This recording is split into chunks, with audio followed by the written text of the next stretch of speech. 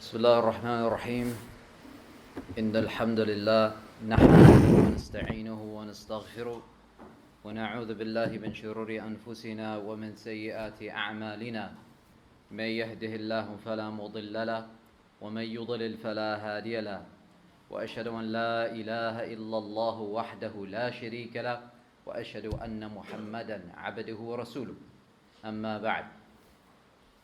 The Prophet ﷺ said in an authentic hadith narrated by Tirmidhi and others, يأتي على الناس زمان الصابر فيهم على دينه كالقابض على الجمر.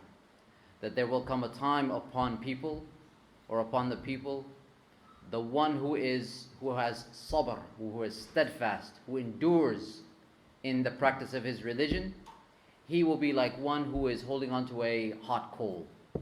In other words, the one who is, when you hold on to a hot coal, it's painful, it's hard, but only the one who can endure and deal with that pressure, with that suffering, he will be the one who is successful. In another hadith, the Prophet ﷺ said, يَأْتِ عَلَى النَّاسِ زَمَانٌ الْمُتَمَسِّكُ فِيهِ بِسُنَّتِي عِنْدِ اخْتِلَافِ أُمَّتِي كَالْقَابِضِ عَلَى الْجَمَرِ. This hadith explains the first one.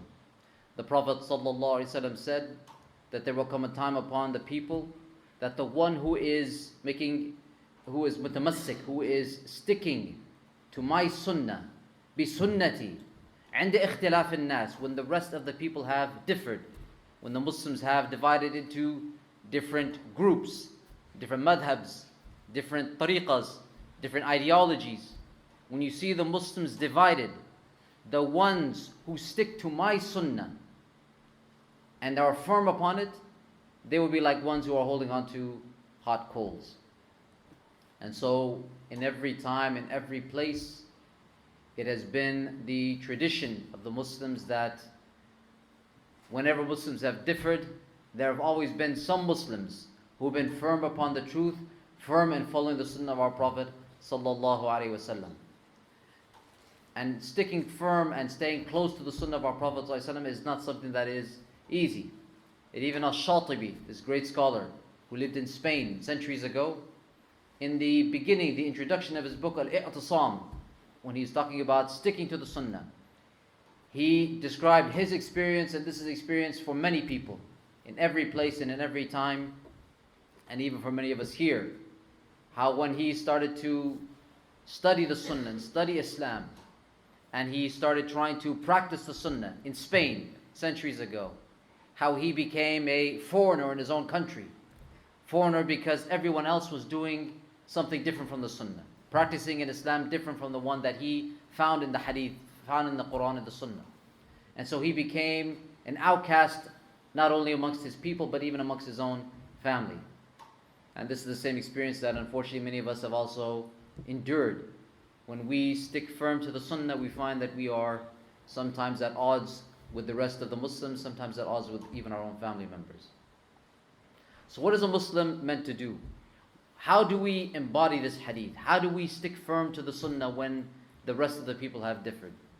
When we look to Islamic history, and Muslims, we are people of history. We always have one eye back on our history, even as we move forward. You know, like the Sankofa bird. In Ghana, they have a bird called the Sankofa bird. And if you see pictures of this bird, they always show the bird, even when it's flying forward, its head is turned back and it's looking behind. And so likewise, Muslims, we are always, even as we move forward in life, as individuals or as a nation, we are always looking back at the past to see how we are supposed to behave. We look back at our history to take lessons that guide us in our journey forward. So when we look in Islamic history, we find many examples of people, of great Muslims, men and women, who have held firm to the sunnah even when times are tough. But the best example and the role model for all the Muslims after him, and the imam when it comes to sticking to the sunnah in times of fitna, is that great companion of the Prophet ﷺ, Abu Bakr as-Siddiq radiyallahu anhu.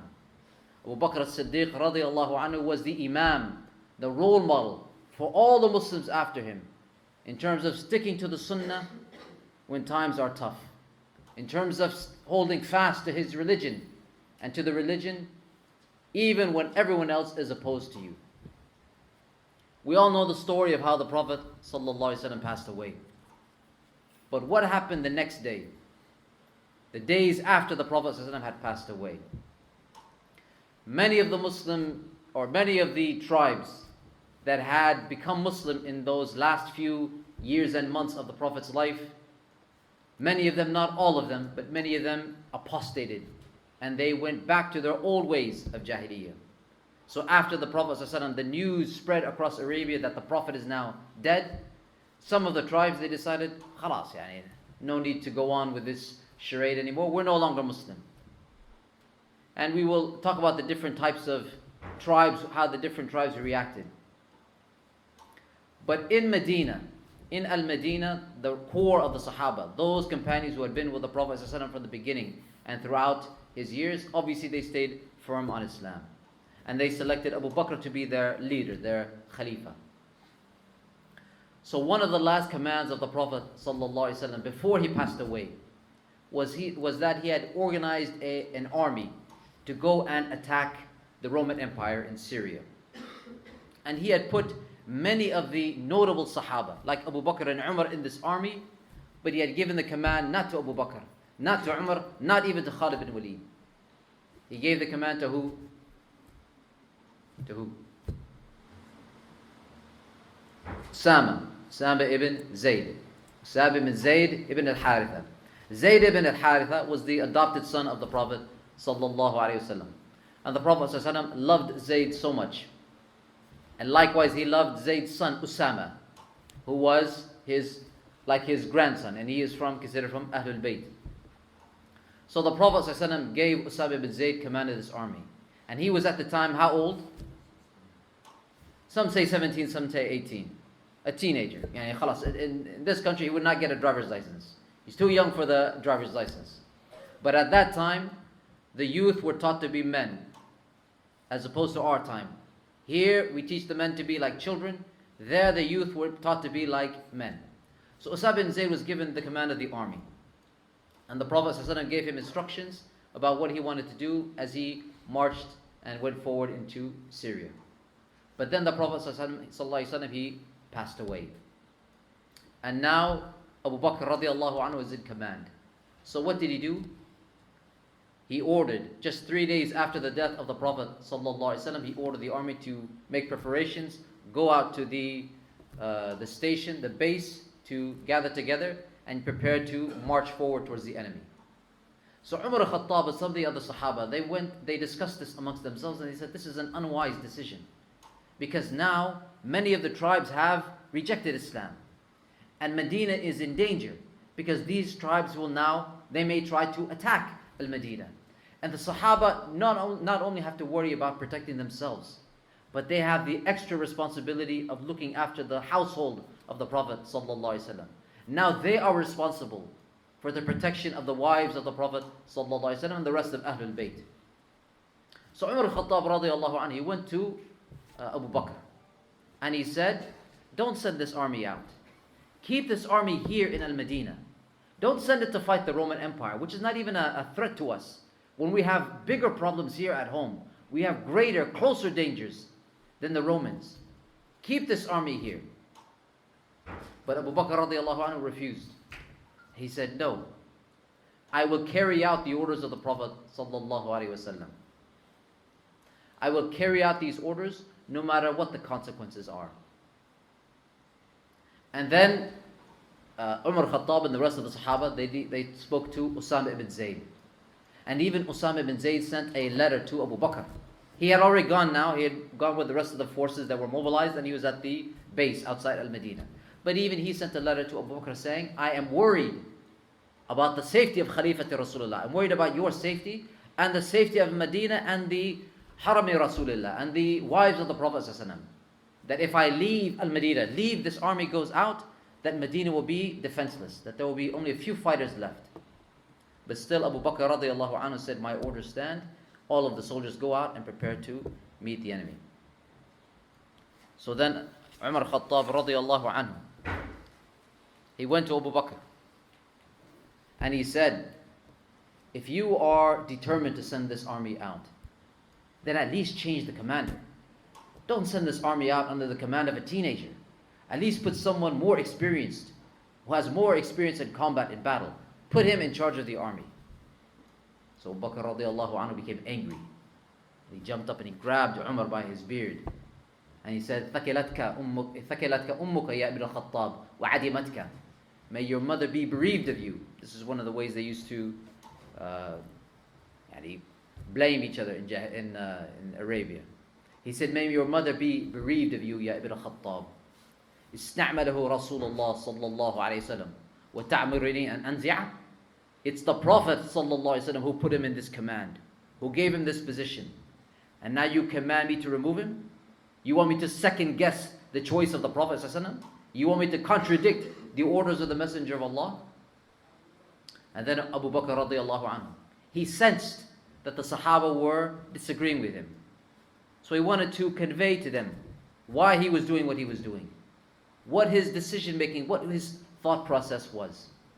So he called the Sahaba together in the masjid. And then he ascended the minbar. And he said, وَالَّذِي نَفْسُ أَبِي بَكْرٍ بِيَدِهِ.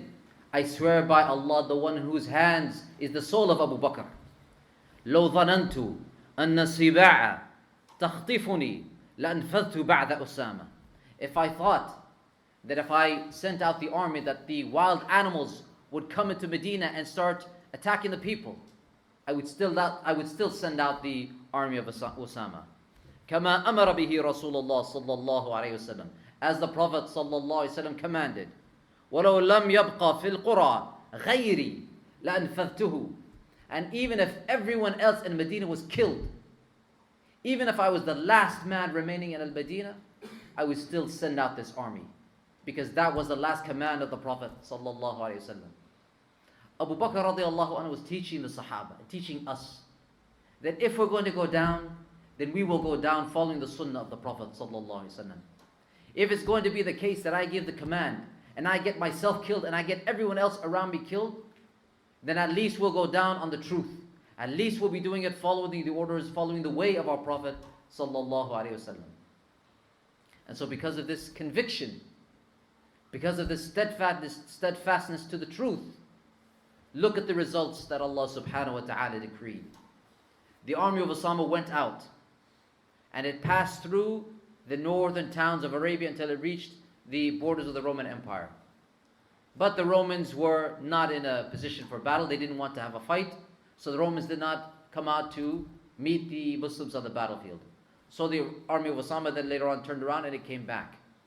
But the tribes along the route, all these tribes in the northern part of Arabia, none of them apostated and raised arms against Al-Madinah.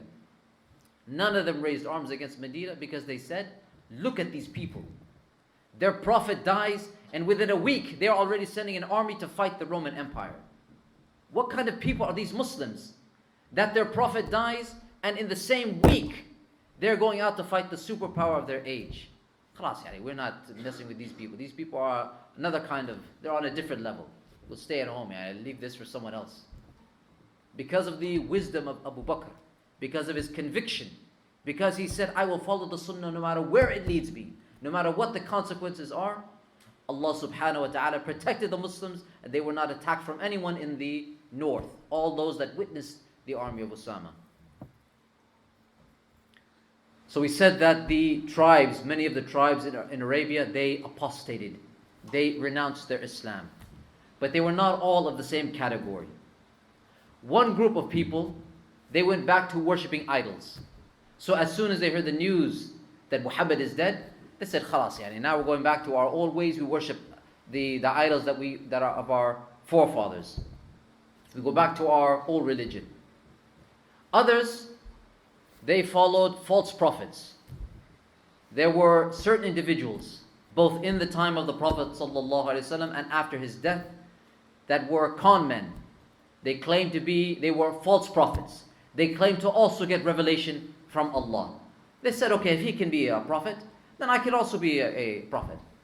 And there was even a woman amongst them, Sajah, equal opportunity. One woman, Sajah, she said, I'm a prophetess. Jibreel also comes to me, even though I'm a woman. So these false prophets, their tribes and the tribes around them, they started following them and following their ways. And there was a third group who did not go back to shirk. They did not go back to idolatry. Nor did they follow the false prophets. They stayed as Muslims, meaning they said, we'll still say Ashhadu an la ilaha illallah, Ashhadu anna Muhammad Rasulullah, and we'll pray the prayer, but we'll not pay zakah. They said zakat, this was only for the Prophet. We only paid zakat to the Prophet sallallahu alaihi wasallam. Now that the Prophet sallallahu alaihi wasallam is gone, khalas, we're not paying zakat to anyone after this. So what did Abu Bakr decide? He said, I will fight all of them at once. Anyone who changes his religion, changes the type of Islam he wants to practice, I will fight any of them, and all of them, all at once. I will not make any difference. Whether you follow a false prophet, whether you worship an idol, or whether you pray to Allah but you don't pay me the zakah, you are all in the same category. I will treat you all the same. So some of the Sahaba, they came again to Abu Bakr, including Umar al-Khattab radiyallahu anhu. And they said, how we understand fighting those who have gone back to shirk, clear. And fighting those who follow Musaylama and Tulayha and the other false prophets, this is clear. But how can you fight the Muslims who are still praying 5 times a day and they're making the adhan and they are not paying zakah? How can you fight them the way you're fighting the other groups? But Abu Bakr radiallahu anhu, he said, no. Wallahi, law mana'uni iqalan. If they prevent me even an iqal. You know the iqal? You know the Arabs when they wear the shimagh. Then they have the thing they wear on their heads. And then they have the black circle on their heads. You know the black circle? What do they call that? Iqal. Iqal. This is called or igal. Now, igal. Iqal. What's the iqal? In the old days, centuries ago, the iqal is, they used to have if you don't want your camel to run away, okay, what do? You have what's called a hobbling rope. A hobbling rope. It's a rope, a loop, and you put it on the knee of the camel, so instead of the leg being like this, now his leg is bent, and you, sisters, you have to imagine what I'm describing. You take it, you put it on his knee, and you bend the leg. So now the camel is what? Hobbled, right? He cannot move away too fast. You can control him. And then khalas, when they don't need it, they put it on their heads. Okay, now it's a fashion, it's an accessory. But in the old days, they used it to hobble the camel. So Abu Bakr radiallahu anhu, he said, Wallahi, if they don't pay me, even this something is equal to the rope, the hobbling rope, something trivial. If this is due in zakat, this small thing, if they don't pay me this as zakat, then لَقَاتَلْتُهُمْ عَلَى مَنِعِ. Then I will fight them for preventing this or not paying this zakat. And Abu Bakr explained that the zakat is the right of Allah subhanahu wa ta'ala.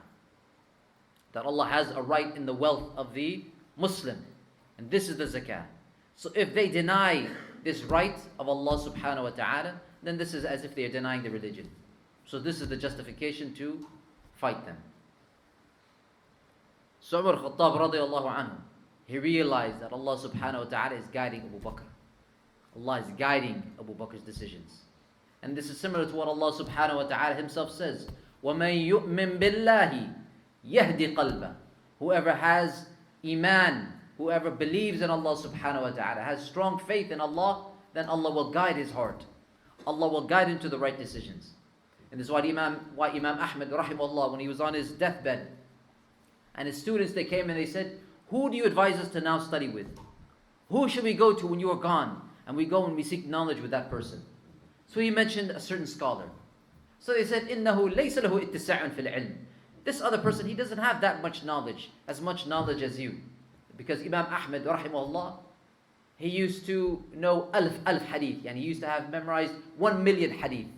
And he said, I know these hadith the way that you know al-Fatiha. And you could recite it with your eyes closed. I know these hadith with my eyes closed. So they said, this man, he doesn't have the same knowledge as you, as much knowledge as you. So Imam Ahmad, he corrected his students. He said, إِنَّهُ رَجُلٌ صَالِحٌ. No, he is a righteous man. مِثْلُهُ يُوَفَّقُ لِإِصَابَةِ الْحَقِّ. Someone like him will be guided to the truth. Even if he doesn't know all the hadith, Even if he hasn't read all the masail, all the opinions, because of what's in his heart, Allah will guide him to the right answer. When he has the two choices and he's not sure, is it halal or haram? What is the right answer? Because of his ikhlas, because of his sincerity, Allah subhanahu wa ta'ala will guide him to the right answer.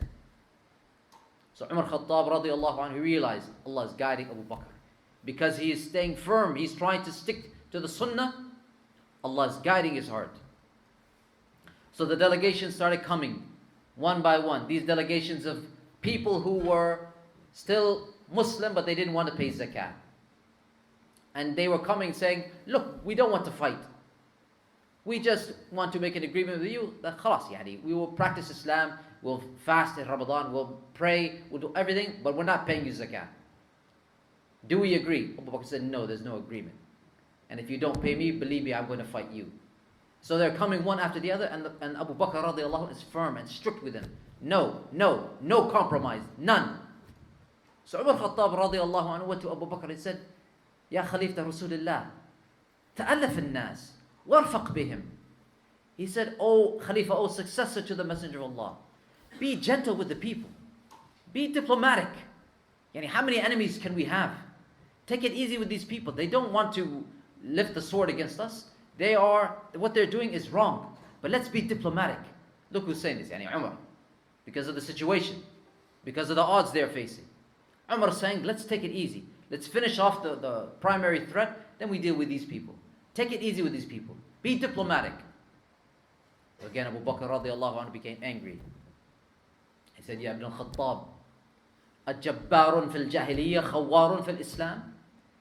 In Jahiliyyah, you weren't diplomatic. You were a tyrant in Jahiliyyah. Because as we know, in the beginning, Umar Khattab radiallahu anhu was not one of the first people to become Muslim. In fact, he was against Islam. He used to hate Islam. And he used to do everything to persecute the Muslims. He was one of the worst people against the Muslims in those early days in Mecca. Once Umar Khattab radiallahu anhu, there was a female slave who had become Muslim. He was whipping her and flogging her and whipping her and whipping her. Until he became so tired, he sat down. And as he was catching his breath, he said to her, don't think that I stopped whipping you because I feel sorry for you. I only stopped because I've become tired. I just wanted to take a break.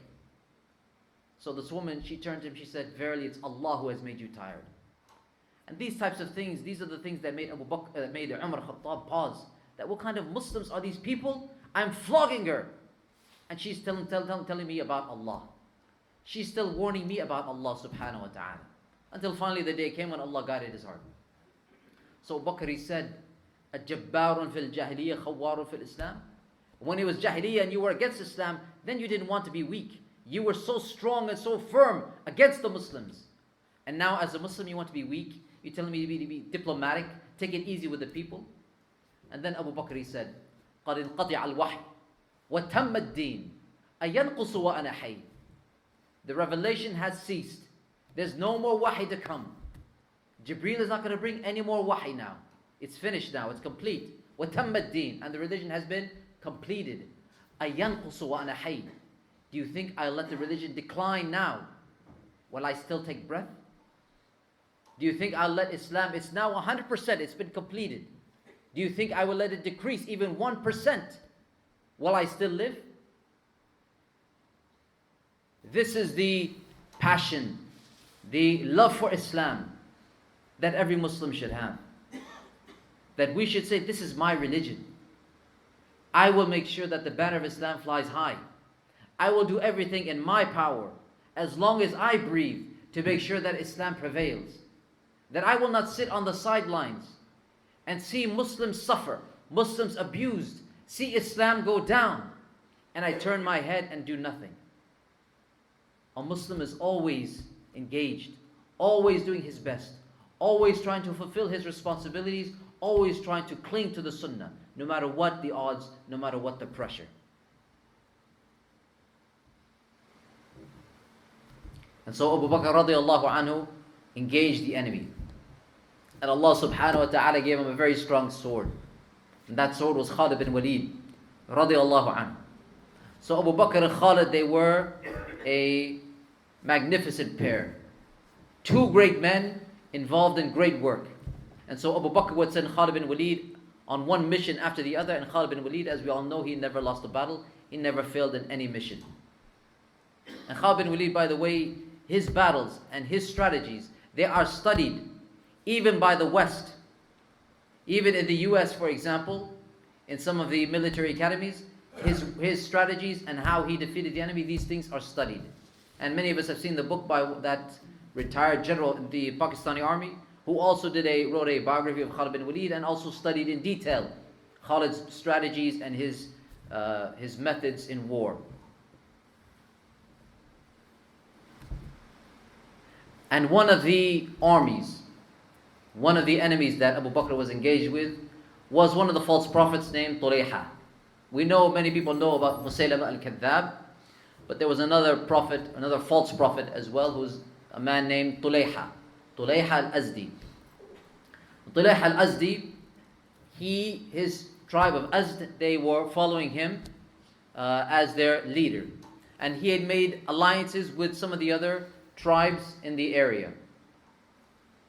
And one of the men, the one that Abu Bakr, the man whom Abu Bakr radiallahu anhu had set as the commander to initially engage with, Tulayha al-Azdi, his name was Dirar ibn al-Azwar radiallahu anhu. So Dirar ibn al-Azwar, he engaged with Tulayha, and he was getting the intelligence about Tulayha, and then he would bring this intelligence back to Abu Bakr radiallahu anhu. And Dirar ibn al-Azwar, he said, I have never seen after the Messenger of Allah sallallahu alaihi wasallam anyone more patient in war than Abu Bakr. I used to bring him the news of Tulayha al-Azdi, about how large his army was getting day by day, about what new tribes are now entering into alliances with him, and it was as if I was giving him good news and not bad news. It was as if I was giving him good news and not bad news. Because for Abu Bakr radiallahu anhu, he has full yaqeen, full certainty that victory is theirs. When Allah subhanahu wa ta'ala says, وَالْعَاقِبَةُ لِلْمُتَّقِينَ, that the good end will be for the righteous. For Abu Bakr, there is no doubt about this. We will prevail. We will be victorious. So no matter what odds the Muslims face, these are only challenges that are, they only make the challenge, the sweetness of the victory even better. Because we are facing such great challenges, and still Abu Bakr knows we will overcome these things. So one of the tribes that was on the fence, that was debating whether to join Tulayha or not, was the tribe of Tay. The tribe of Tay. So Abu Bakr radiallahu anhu called a member of the tribe of Tay in Medina. His name was Adi ibn Hatim al-Ta'i radiallahu anhu. So he called Adi ibn Hatim and he said, go and save your people from the hellfire. Go and convince them to pay the zakat. So Adi ibn Hatim, he went straight away to his people. And he said, oh my people, listen to me. Heed my words. Pay your zakat to Abu Bakr. So the people of Tay, they said to Adi ibn Hatim, we will never pay our zakat to Abu Fasil. Abu Fasil. Fasil in Arabic, it means a camel that is young and weak. Camel that is weak. Because Bakr in Arabic, the name Abu Bakr. Abu Bakr, by the way, that was not his real name. What was his real name? Anyone know? Abdullah. But he was better known, even from a young age, as from his kunya, which was Abu Bakr. And he didn't have any children named Bakr. Bakr in Arabic, it means a young camel that is full of vigor, full of energy. A camel that is young but has energy, vigor. So they were making fun of Abu Bakr. They took his name Abu Bakr and they changed it to Abu Fasil, the father of the weak camel, to imply that he's weak. This old man, this weak old man, we're not paying our zakat to him. Who is he? So they said, we are not paying our zakat to Abu Fasil.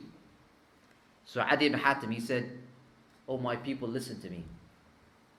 His armies are coming, and they will teach you a lesson to call him Abul Fahl al-Akbar. Fahl in Arabic, it means stallion. He's saying they will teach you to call him the father of the mighty stallion. You think he's weak, but he will teach you a lesson that he is the strongest amongst us. And that's why he's the leader. Not because he's strong in body, but because he has the strongest heart. And this is why Abu Bakr ibn Ayyash, rahimahullah, one of the great scholars, he said, ما سبقهم أبو بكر بكثرة صلاة ولا صيام ولكن بشيء وقر في قلبي. He said, Abu Bakr radiallahu anhu, he didn't exceed the rest of the Sahaba. He didn't go ahead of the rest of the Sahaba because he did more prayers than them or more fasting than them. But it was because of something that was established in his heart. There was something in the heart of Abu Bakr, this faith, this yaqeen, that made him rise above all the others. So Adi ibn Hatim, he said, listen to me, pay your zakat to him. So he kept on trying to convince his people that finally half the tribe agreed. They said, khalas, yani, we will give bay'ah to Abu Bakr, we will give our oath of allegiance, and we'll pay him our zakat. So Adi ibn Hatim, he went to Khalid bin Walid, who was just around the corner, getting ready to attack. And he said, give me a few more days, because isn't it better that I convince my people rather than you attacking them and then they go to the hellfire? So Khalid bin Walid said, I will give you a few more days. So Adi ibn Hatim went back and he convinced the rest of his people, and they all came and they gave bay'ah to Abu Bakr and they paid their zakah. And they would later on say that Adi ibn Hatim radiallahu anhu was the most beneficial of people to his tribe. He saved his whole tribe from the hellfire by convincing them to follow Abu Bakr. And this is why Allah subhanahu wa ta'ala says, وَجَعَلْنَا مِنْهُمْ أَئِمَّةً يَهْدُونَ بِأَمْرِنَا لَمَّا صَبَرُوا وَكَانُوا بِآيَاتِنَا يُوقِنُونَ. That Allah subhanahu wa ta'ala made imams for Bani Israel when they had two things. When they had sabr and they had yaqeen. And these two traits we find again and again throughout the life of Abu Bakr radiallahu anhu. And because Abu Bakr radiallahu anhu was so keen on following the sunnah of the Prophet sallallahu alaihi wasallam, he would not change any of the governors appointed by the Prophet sallallahu alaihi wasallam. So any governor, any person who was given a position by the Prophet sallallahu alaihi wasallam, Abu Bakr would not change them. He kept them in their same position, unless he wanted to offer them something better. And so it was the case with Amr ibn al-As radiallahu anhu. The Prophet sallallahu alaihi wasallam had made him his governor over Oman. So Abu Bakr wrote a letter to Amr ibn al-As and he said, if you wish, you can remain in your position as governor of Oman. Or if you wish, I offer you something better than this. A position that is better for you in this dunya and in the akhirah. And that is that you lead the army invading Asham, invading Palestine. You become the leader of the army entering the Holy Land. So Amr al-As, he wrote a letter back saying, I am an arrow from the arrows of Allah subhanahu wa ta'ala. And after Allah subhanahu wa ta'ala, you are the one who aims the arrow and then collects them after they are fired. So point me at the biggest of the enemy in your way and release me, and I will strike the target. This is the spirit of a Muslim. That we are all arrows of Allah subhanahu wa ta'ala. That we are all in the service of Allah subhanahu wa ta'ala. And whichever way Allah subhanahu wa ta'ala wants to use us, we are willing and humble and ready to be used in His service. Whether it's in service to the Muslims in High Wycombe, Muslims in some other area, Muslims in some other part of the world, whether it's serving Muslims by teaching, by studying, by cleaning even the masjid, whatever way it is, we are happy to serve Islam in any way, shape or form. We're happy to be the arrows of Allah subhanahu wa ta'ala, ready to be aimed and fired. And because, yarhamakallah, and because Abu Bakr radiallahu anhu was so keen on following the sunnah of the Prophet sallallahu alaihi wasallam, it was Allah's decree that because he followed the sunnah in life, so likewise he would follow the sunnah of the Prophet sallallahu alaihi wasallam in death. Because he was so keen to observe the way of Muhammad sallallahu alaihi wasallam in life, it was the decree of Allah, the qadr of Allah, that he would follow the Prophet in death as well. So one day, 2 years after he was Khalifa, he took a bath on a cold day. And because he took a bath on that day, he got sick, he got the flu, and he became ill. And slowly over time his illness deteriorated, he became worse. Until finally he was with his daughter Aisha. And he asked her, how old was the Prophet sallallahu alaihi wasallam when he passed away? She said he was 63. And Abu Bakr said, and I am 63. And then he asked her, and what day did the Prophet ﷺ pass away? She said, he died on a Monday. And Abu Bakr said, and today is Monday. And I sense that I will not live to see the end of this day. And so it was the qadr of Allah subhanahu wa ta'ala that Abu Bakr passed away that day. So he died on a Monday the same day that the Prophet ﷺ passed away. And he died at the same age as the Prophet ﷺ, 63. The day that Abu Bakr radiallahu anhu passed away, all of Medina was weeping. And the Sahaba, they said they never saw a day with more weeping other than the day that the Prophet ﷺ passed away. The poet, he says, ولكني أحب بكل قلبي وأعلم أن ذاك من الصواب رسول الله والصديق حبا به أرجو غدا حسن الثواب. And I love with all my heart. I now know that that is from the correct things. The Messenger of Allah and As-Siddiq, a love by which I hope to have a great reward tomorrow on the Day of Judgment. Our religion is one of hope, not one of despair. When we read the Quran and the Sunnah, we should be inspired to have hope in Allah subhanahu wa ta'ala. That the challenges we face, whatever problems are in front of us, Allah subhanahu wa ta'ala has given these challenges to us to see if we will rise to the occasion. Whether we will rise up and be people, men and women who are able to overcome these challenges. Allah subhanahu wa ta'ala doesn't give you these problems to break us, but to raise us. And this is why the Prophet ﷺ, he said in another hadith, similar to the ones that we began with, إِنَّ مِنْ وَرَائِكُمْ أَيَّامَ الصَّبْرِ, that in front of you are days of sabr, days of suffering, days in which things will be tough for the Muslims. لِلْمُتَمَسِّكِ فِيهِنَّ يَوْمَئِذٍ بِمَا أَنْتُمْ عَلَيْهِ أَجْرُ خَمْسِينَ مِنْكُمْ. The Prophet ﷺ, he said, for the one who holds fast to my sunnah on that day, in those days of sabr, and they hold fast, بِمَا أَنْتُمْ عَلَيْهِ, practicing Islam the way you or my companions, those people will practice Islam the way you, my companions, are practicing it. They will have the reward of 50 from you, 50 from amongst the Sahaba. So the companions, the Sahaba, radiallahu anhum, they know the hadith. They know that the Prophet sallallahu alaihi wasallam has said, خير أمتي, the best of my ummah, is the Sahaba, القرن الذي بعثت فيهم. The best of the Muslims are the companions of the Prophet sallallahu alaihi wasallam. So they thought, maybe the Prophet sallallahu alaihi wasallam, he misspoke.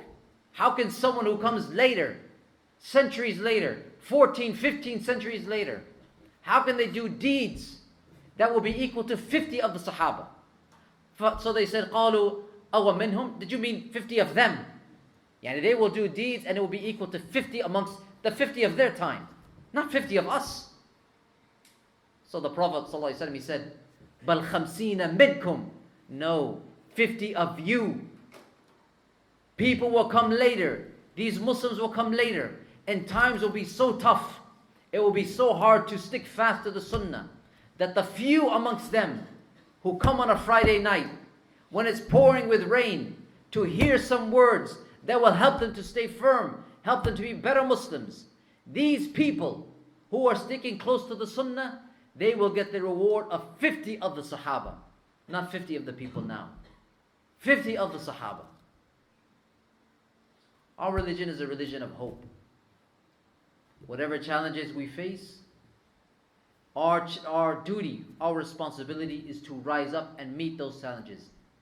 As Abu Bakr radiallahu anhu did. He is our role model. Just as he and the rest of the Sahaba overcame the problems they faced, so likewise we should have full yaqeen. It doesn't matter what is happening anywhere in the world. Whatever problems the Muslims face, wallahi, I swear by Allah, the Muslims will be victorious. Islam will be victorious. It may not be in our lifetime. And we may suffer more defeats in the short term. But Allah subhanahu wa ta'ala has promised, وَالْعَاقِبَةُ لِلْمُتَّقِينَ, the good end will be for the righteous. And our only question is whether we will be from amongst those righteous. So we ask Allah subhanahu wa ta'ala to help us to be from amongst the righteous, to be amongst those who stick fast to the Sunnah of the Prophet ﷺ in good times and bad times as well. Ameen. If there are, I don't know how much time we have, but if there are any questions, we can take them now.